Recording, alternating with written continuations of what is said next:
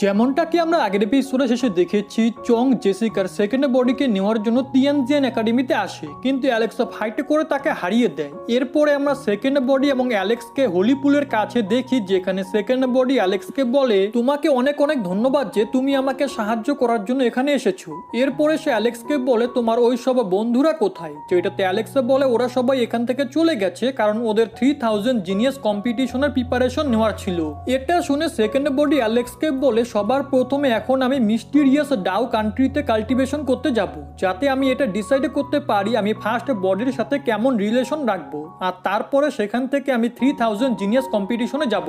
এটা শুনে অ্যালেক্স বলে, ঠিক আছে, তাহলে আমি তোমার সাথে ডাইরেক্ট কম্পিটিশনেই দেখা করব, আর ওই সময় তুমি এটাও দেখে নিও আমি কিভাবে কত সহজেই স্ট্রং এনিমিদের হারাতে পারি। যেটাতে সেকেন্ড বডি অ্যালেক্সকে বলে, তুমি ফাইটের চক্করে আবার কম্পিটিশনে রেজিস্টার করাই ভুলে যেও না। তো অ্যালেক্স বলে, ওসবের চিন্তা আমার করার কোনো প্রয়োজন নেই, মাস্টার ডাউলিন ওসব কিছু দেখে নিবে। এরপরে সেকেন্ড বডি মিস্টিরিয়াস ডাউ কান্ট্রির দিকে আর অ্যালেক্স ডোজোতে ফিরে আসে, যেখানে ডাউলিন অ্যালেক্সকে বলে, আজকে আমি তোমাকে আউটসাইড ওয়ার্ল্ড দেখাতে নিয়ে যাব। তো অ্যালেক্স ডাউলিনকে ফলো করতে লাগে, যেখানে তারা উঠতে উঠতে একটা মরুভূমির জায়গায় চলে আসে। দেন অ্যালেক্স ডাউলিনকে বলে, তুমি কি আমাকে এই মরুভূমি দেখাতে এনেছো, কিন্তু এটাকে দেখার কি প্রয়োজন আছে? যেটাতে ডাউলিন তাকে বলে, তুমি একটু ধৈর্য ধরো। এটা শুনে অ্যালেক্স বলে, ঠিক আছে, কিন্তু 3000 জিনিয়াস কম্পিটিশন খুব দ্রুত স্টার্ট হতে চলেছে, তো এর থেকে ভালো তো আমরা কম্পিটিশনে রেজিস্টার করতে যেতাম। এটাতে ডাউলিন বলে, এখন কি এসব কাজও আমি করব, তুমি নিজে থেকে সেটা করিয়ে নিও।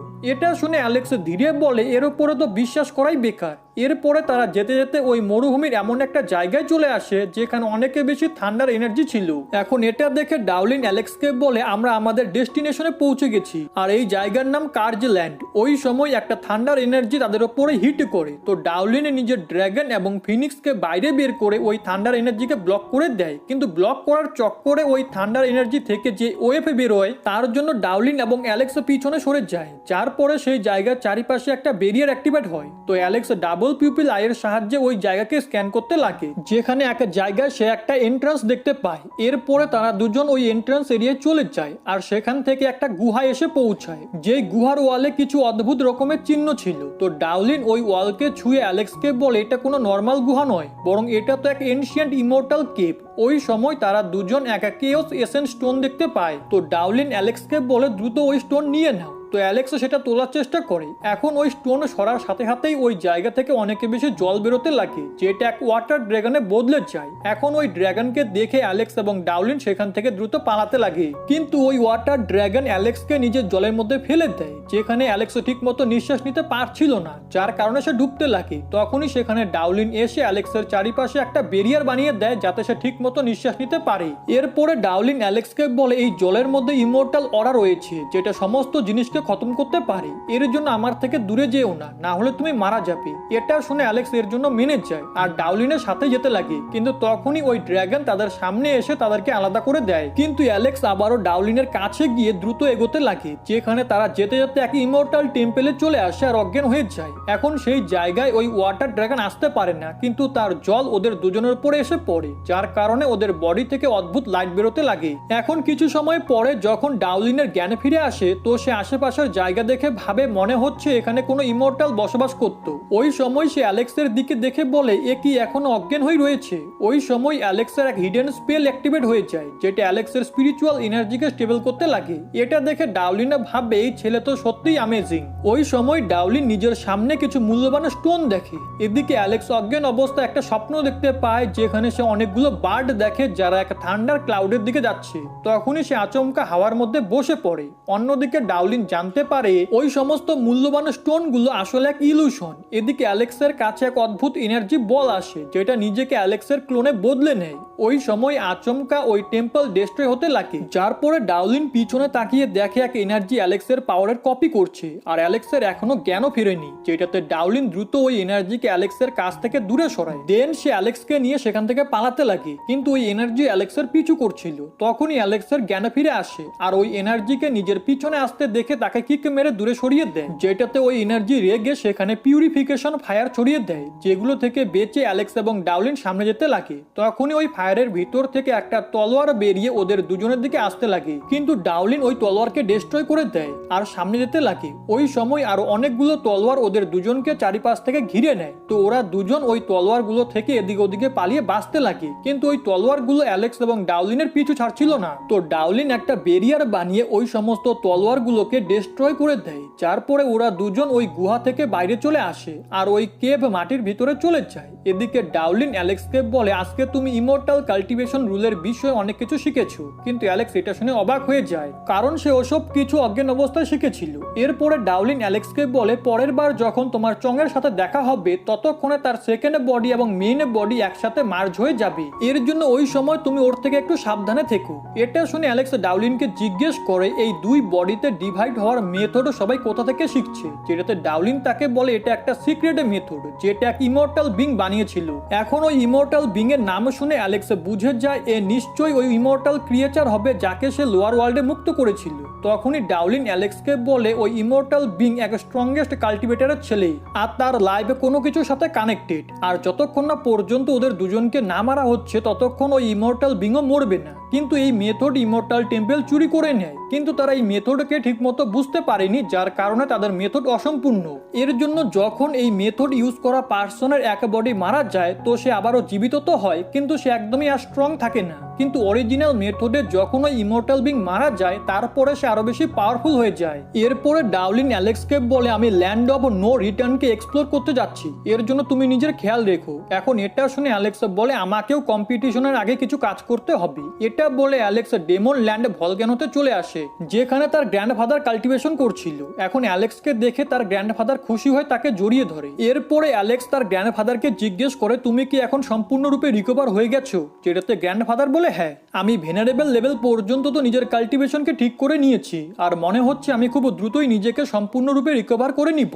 এরপরে অ্যালেক্স নিজের গ্র্যান্ডফাদারের সাথে ওই লাভার মধ্যে ট্রেনিং করতে করতে কথা বলতে লাগে, আর এখনো পর্যন্ত তার সাথে যা কিছু হয়েছে সব তার গ্র্যান্ডফাদারকে বলে দেয়, যেটাতে অ্যালেক্সের গ্র্যান্ডফাদারের সেলেস্টিয়াল ক্ল্যানের উপরে খুবই রাগ হতে লাগে। কিন্তু অ্যালেক্স তার গ্র্যান্ডফাদারকে শান্ত করিয়ে বলে, তোমার আমাকে নিয়ে চিন্তা করার কোনো প্রয়োজন নেই, কারণ আমার কাছে একটা টিচার রয়েছে যে আমাকে সবসময় প্রোটেক্ট করে। এরপরে অ্যালেক্সের গ্র্যান্ডফাদার তাকে বলে, আমি শুনেছি খুব দ্রুত জিনিয়াস কম্পিটিশন স্টার্ট হতে চলেছে, এর জন্য আমি তোমাকে কিছু দিতে চাই যেটা ফিউচারে তোমার কাজে আসবে। তো অ্যালেক্সও সেটা রেখে দেয়, যার পরে অ্যালেক্স তার গ্র্যান্ডফাদারকে ওই হেভেনলি স্টোন দিতে লাগে যেটা সে ইউয়ের কাছ থেকে নিয়েছিল। কিন্তু অ্যালেক্সের গ্র্যান্ডফাদার সেটা নেওয়ার জন্য মানা করে, কারণ তার মনে হচ্ছিল এটা অ্যালেক্সের কাল্টিভেশনে তাকে সাহায্য করবে। কিন্তু অ্যালেক্স বলে, আমি এটা নিজের বডির সাথে মার্জ করতে পারবো না, কিন্তু যদি এই স্টোনের পাউডার তৈরি করা হয় তাহলে সেটা একটা সিক্রেট মেডিসিনের মতো কাজ করবে, এর জন্য তুমি এটা রেখে দাও। তো অ্যালেক্সের গ্র্যান্ডফাদার ওই স্টোনকে দুটো টুকরোতে ভাগ করে অর্ধেক অ্যালেক্সকে দিয়ে দেয়। এরপরে সে অ্যালেক্সকে বলে, জিনিয়াস কম্পিটিশনে অনেক কাল্টিভেটর ডিভাইন ফায়ারের ইউজ করবে,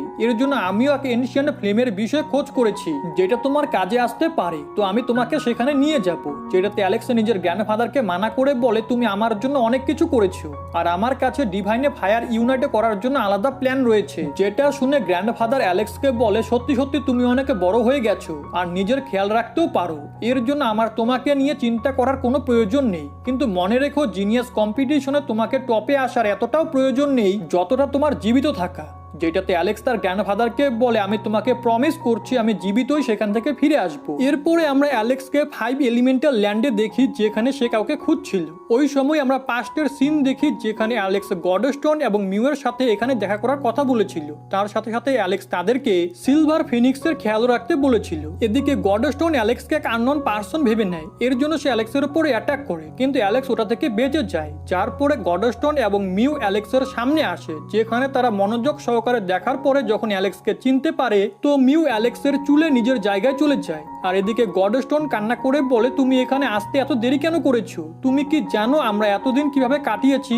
ওই সময় আমরা পাস্টের সিন দেখি যখন গডস্টোন এবং মিউ সিলভার ফিনিক্সের সাথে এখানে এসেছিল, তখন সিলভার ফিনিক্স মোটামুটি রিকভার হয়ে যায় আর সে নিজের আসল রূপে চলে আসে। তার সাথে সাথে সে গডস্টোনের উপরও অ্যাটাক করা শুরু করে দেয়, কারণ তার মনে হচ্ছিল গডস্টোন তাকে কিডন্যাপ করেছে, এর জন্য গডস্টোন সেখান থেকে পালিয়ে গিয়েছিল। এখন প্রেজেন্টে গডস্টোন কান্না করে বলে, আমার সাথে অনেক কিছু হয়েছে, এর জন্য তোমার আর আমাকে কিছু গিফট দিতে হবে। যেটা শুনে অ্যালেক্স গডস্টোনকে ওই অর্ধেক হ্যাভেনলি ফেট স্টোন দিয়ে দেয়, যেটাতে গডস্টোন খুশি হয়ে ওই হ্যাভেনলি স্টোন খেয়ে নেয়, যার কারণে তার থান্ডার পাওয়ার আগের থেকে অনেক বেশি বেড়ে যায়। আর সে বলে এটার কারণে তো আমি ওয়ার্ল্ডের সব থেকে স্ট্রংগেস্ট স্টোন হয়ে যাব। এরপরে গডস্টোন অ্যালেক্সকে বলে, যখন আমি এখানে এসেছিলাম তখন আমি কিছু ইনফরমেশন কালেক্ট করেছি, যেখানে আমি জানতে পেরেছি সমস্ত লোয়ার ওয়ার্ল্ডের পাপি ক্ল্যান সিনল্যান্ডে একত্রিত হতে চলেছে। এটা শুনে অ্যালেক্সের ডাউলিনের কথা মনে পড়ে, যে তাকে বলেছিল ফায়ার ক্ল্যানও এখন সিনল্যান্ডেই রয়েছে। এখন ফায়ার ক্ল্যানের নাম মনে পড়াতে অ্যালেক্স জিয়ার কথা ভাবতে লাগে। এর জন্য সে গডস্টোনকে বলে, তো চলো সিনল্যান্ডে যাওয়া যাক। এরপরে ওরা দুজন সিনল্যান্ডে চলে আসে, যেখানে ওরা নিজেদের আশেপাশে কিছু পুরনো বিল্ডিং দেখতে পায়। তো অ্যালেক্স বলে এই জায়গার অবস্থা তো অনেক খারাপ। এদিকে আমরা স্টোন ক্ল্যানের কিছু লোকেদেরকে দেখি যারা কিছু বিশেষ স্টোন ক্যারি করে কোথাও নিয়ে যাচ্ছিল, আর তাদের উপরে কিছু গার্ড নজর রাখছিল। ওই সময় একটি ছোট্ট ছেলের হাত থেকে একটা স্টোন ট্রেজার পড়ে যায়, যেটাতে ওই গার্ড রেগে ওকে হান্টার মেরে বলে, আজকে আমি তোমার মতো পাপির চামড়া ছিঁড়ে ফেলবো। তখনই এক ওল্ড ম্যান ওই হান্টারকে ধরে গার্ডকে বলে, এ শুধু এক ছোট্ট ছেলে, এর জন্য প্লিজ একে ক্ষমা করে দিন। যেটা শুনে ওই গার্ড ওল্ড ম্যানকেও মারতে লাগে, কিন্তু তখনই আচমকা ওই ওল্ড ম্যানের চারিপাশে একটা শিল্ড অ্যাক্টিভেট হয়, যেটা অ্যালেক্সা বানিয়েছিল।